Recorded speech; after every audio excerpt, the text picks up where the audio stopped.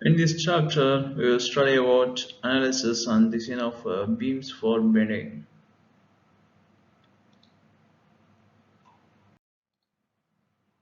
Here, the introduction, shear and bending moment diagrams, sample problem 5.1, 5.2, and relations among load, shear, bending moment. How the load, shear force, and bending moment are related each other. That we will study in this slide, and some problems 5.3, 5.5, 5.8, and design of prismatic beams for bending.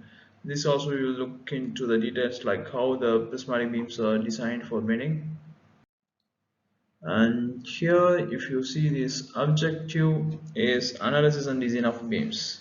So we are going to try to analyze the beam for these different subject loads, and then we will start designing the beam also. Okay. Here, beams, that means what? Beams are structural members supporting loads at various points along the member. That means this beam, it is supporting uniform distributed load or concentrated load at various points along this member. If you start from A to B along this member, it is getting supported, like it supports different loads like concentrated loads and UDLs.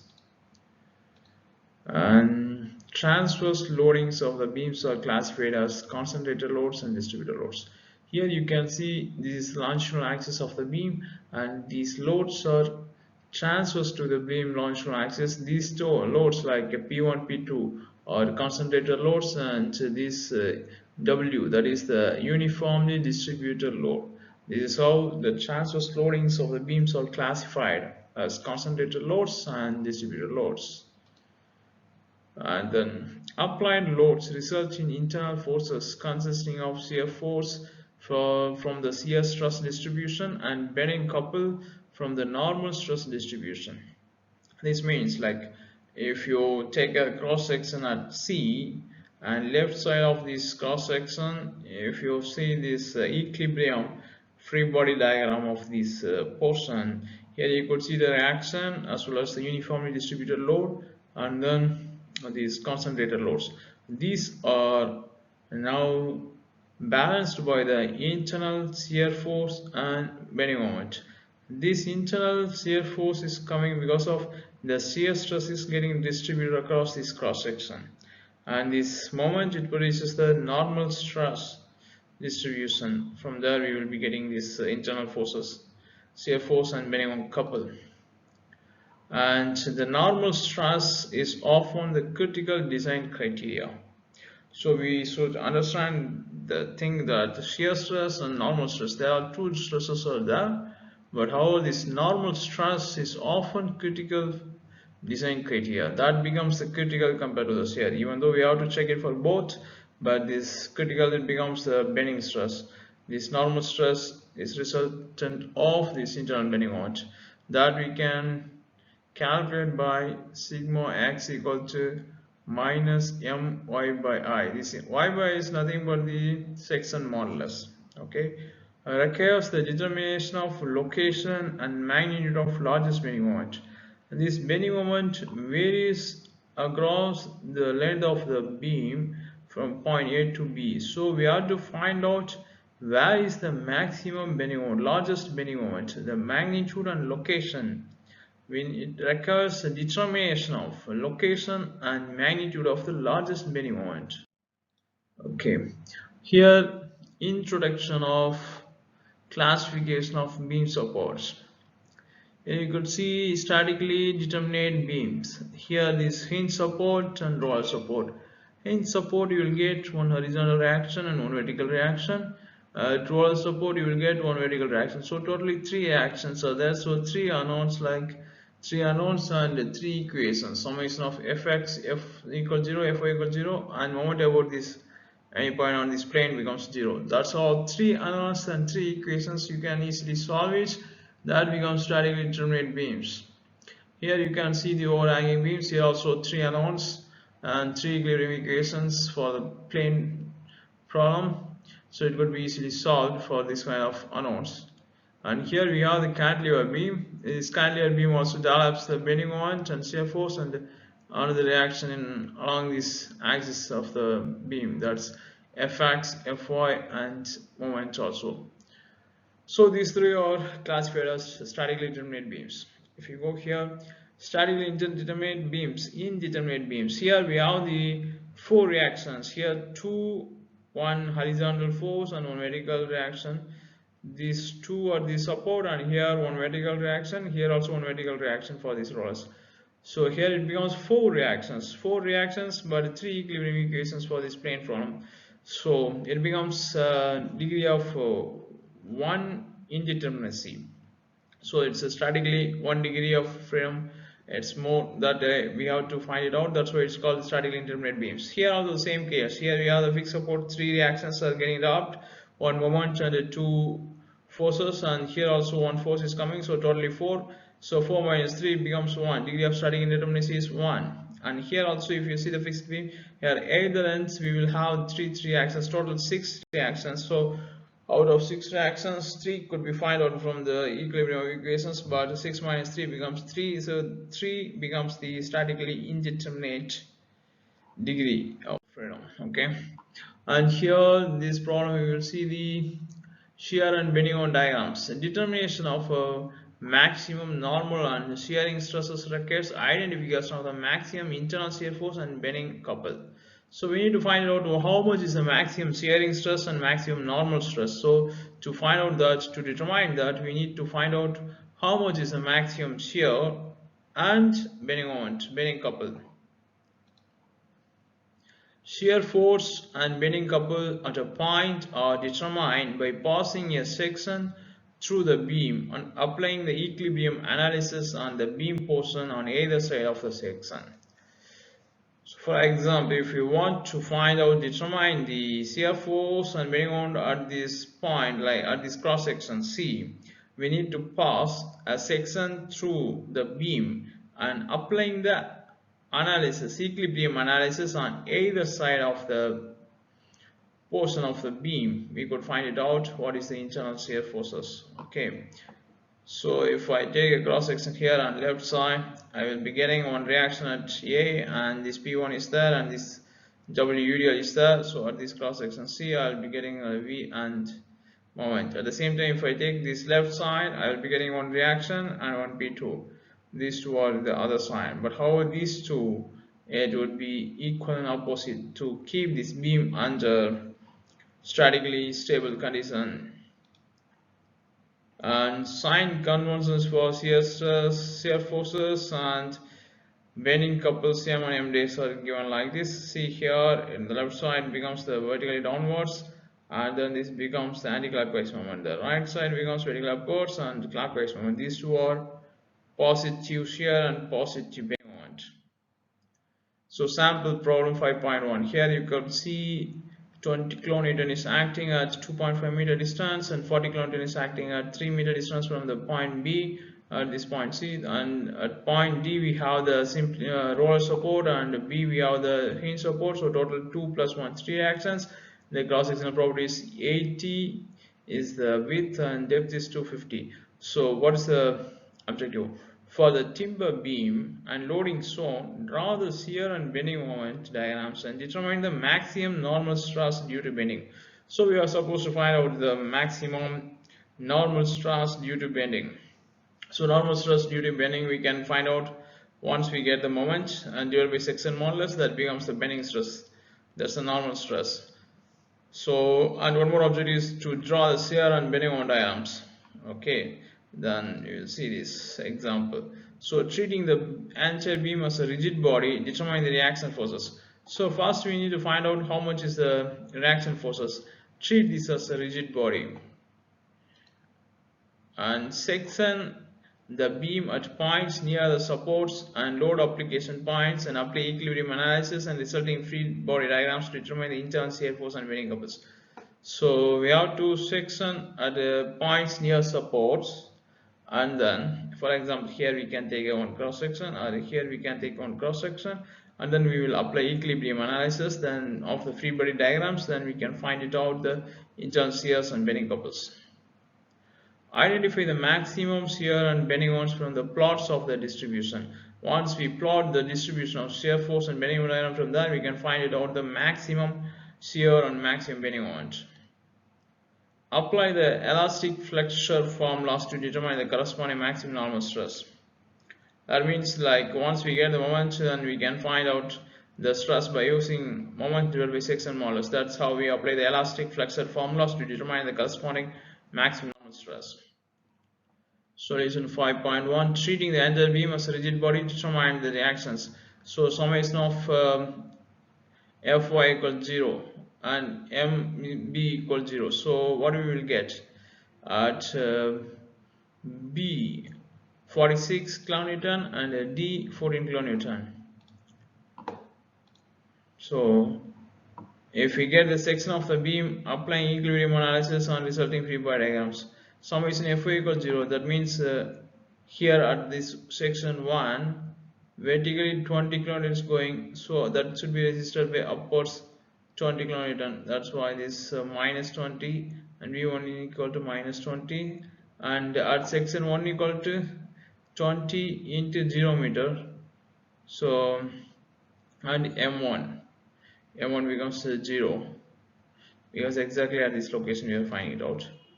And at this section 2, the same way at 2.5 meter, okay, distance, summation Fy equals 0, we will get the same 20, and about this 2 section at 2.5 meter distance, okay, 20 into 2.5, that becomes the anti-clockwise moment, plus M2 equals 0, so M2 becomes minus 50.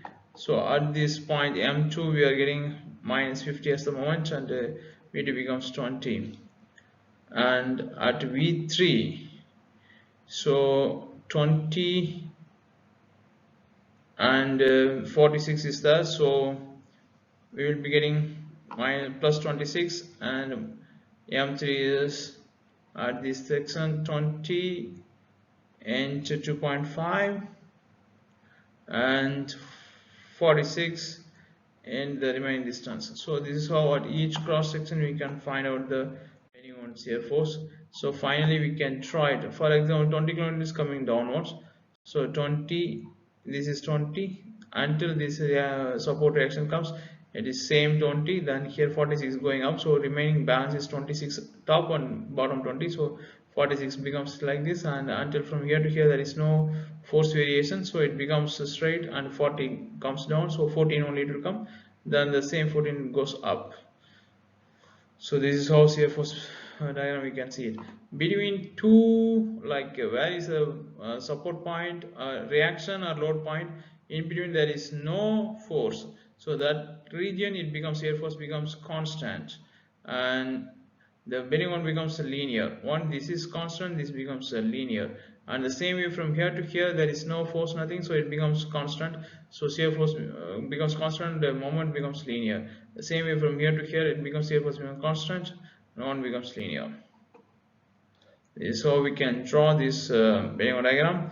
Now we can apply the elastic flexure formulas to determine the corresponding maximum normal stress. So this is how we can find out the section modulus, 1 by 6 into BH squared. So we need to find out the section modulus. Section modulus, after we find it out, bending stress we can take from the bending moment divided by, yes, that's section modulus. This MB, how it comes, like a maximum we can see at here minus 50 is there, and here is minus plus 28 is there, so the maximum moment we are taking it. So if we design for the maximum moment, we can design, this beam can take this 50 kilonewton meter, even though the moment varies less than 50 kilonewton meter, so we have to keep constant cross section, so it becomes M by B, like what is the maximum normal stress, that it is 60 into 10 power 6 Pascal. That's how we can find it out. Then sample problem 2, we will see it. In this problem, this is a cantilever, and here one small bracket kind of thing system is there, and 45 kilonewton is supplied. The structure shown is constructed of W250 by 167 rolled steel beam. So we understand like this cross-sectional property is coming from W250 by 167. And what is the first thing is that draw the shear and bending moment diagrams for the beam and the given loading. So they are asking us to draw the bending moment diagram for this given loading for this beam. They determine the normal stress in sections just to the right and left of the point D. So here we have to see just right and left of the point D, we will find out the normal stress. So replace the 45 kN load with an equivalent force couple at D. So here if I take 45 kN, it will become 45 kN plus 45 into 0.6, that becomes this clockwise moment. Then find out the reactions at B by considering this one. Section of the beams at points near the support and the load application points. Apply equilibrium analysis on the resulting free body diagrams to determine the internal shear force and bending couples. Okay. Apply the elastic flexure formulas to determine the maximum normal stress to the left and right of the point D. This means what? That M by Z. That's the one, nothing. So replace the 45 kN load with equivalent force couple system at D. Find the reaction. So at this point we will get this vertical reaction and the clockwise 45 into 0.6. So this is how we have replaced that structure with this kind of equivalent force system, force and couple. So from A to C, summation of vertical equals 0, so 45 kN per meter, and this is our downwards. Then we can find out this 153 kN cc. And from A to C, we have this UDL, and C to D, we have the force also. So here once we get this shear, here we can see it, this is uniformly distributed load. So at this point we have 0, so 45 into 2.4, that becomes 108. Then until that here there is no load, so constant it becomes. So here downward force, so 45 is getting added, then it becomes straight because there is no load, so 153 goes up. Wherever there is no load, straight beams. Wherever there is no load, straight. Okay. And here there is one kink, that is because we have some 27 200 meters something constant, constant moment is there, that's why it becomes jump. Wherever we have the constant moment, it becomes jump. So here we have constant moment, so it becomes jump. And from here to here it is linearly varying, so it becomes parabolic, quadratic variation. And from here to here it is constant, so straight variation. Because this force is acting here, the distance, it becomes linear. So once we get this maximum moment, how much is the 4429.3, that's the maximum bending moment. So maximum bending moment, and they are asking about left and right? So left is 226 and right is now 99.8. So both of these section normal stress we are getting it like a bending stress is a section modulus for W20 250 from the table you can get it.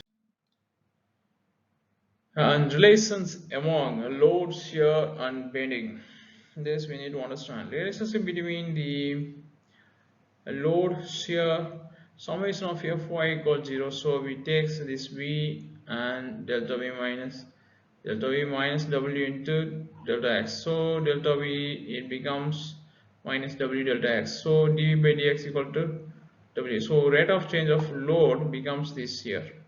So Vd minus Vc equal to Xc to Xd integration.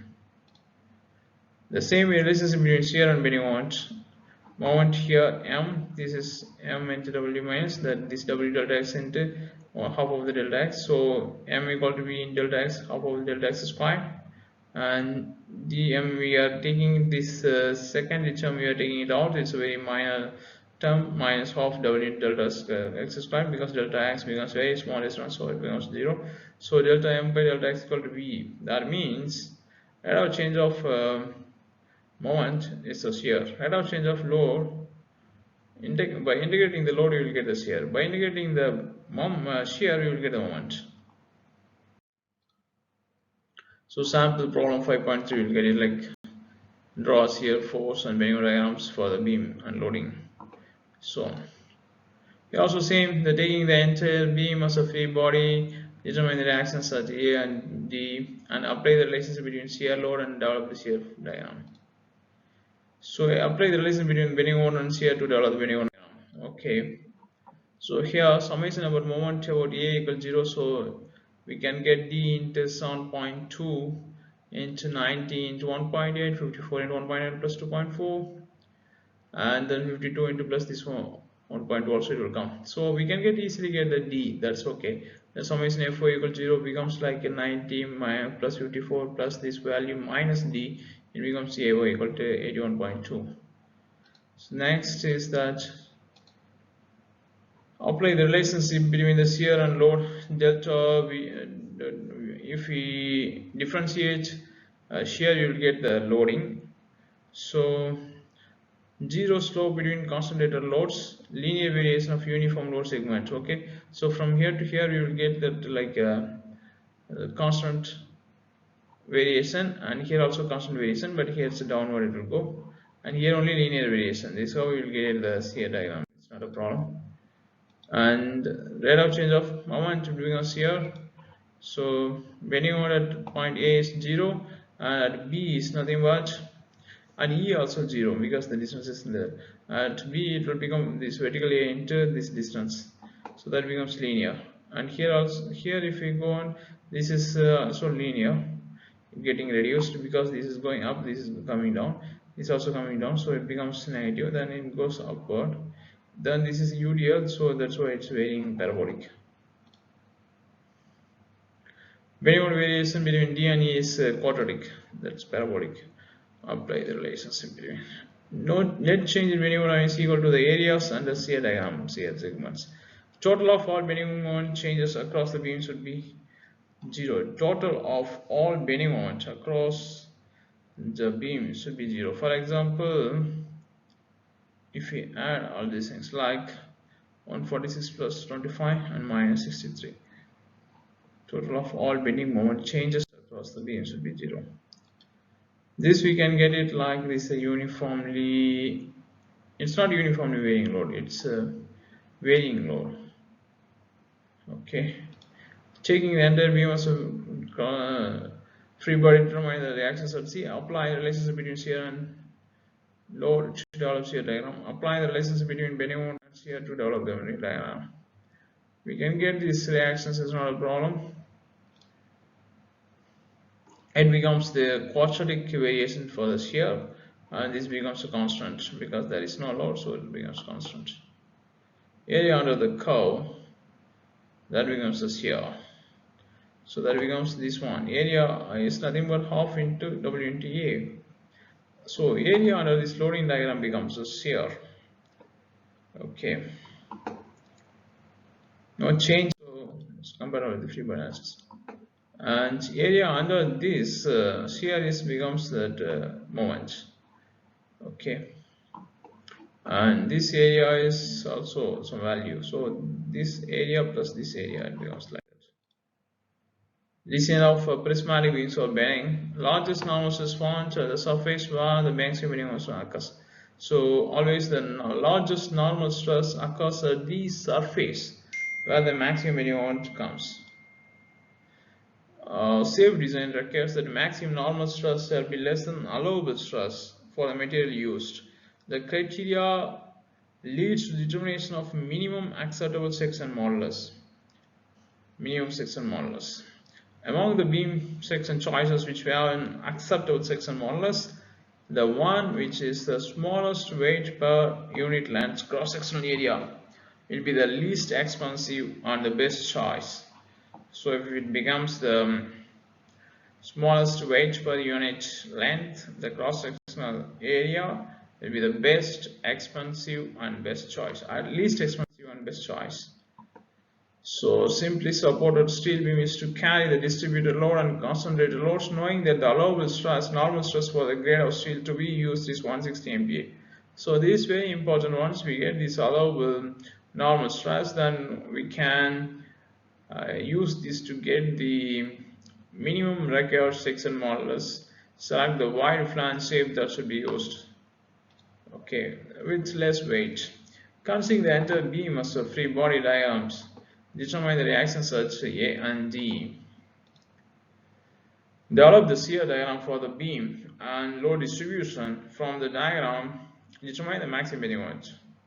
Once we get the maximum bending moment, determine the minimum acceptable beam section modulus. Choose the best standard section which means this criteria. So considering this free body beam as a free body, determine the reactions at A and D. And this is a simple procedure. If you take the moment at A, we can avoid these two forces. So D into this distance and this force into this permanent distance and this UDL at concentrated point and its distance. So this is how we can get it this reaction D using the summation Fy. We can get it this A y and Ax is 0.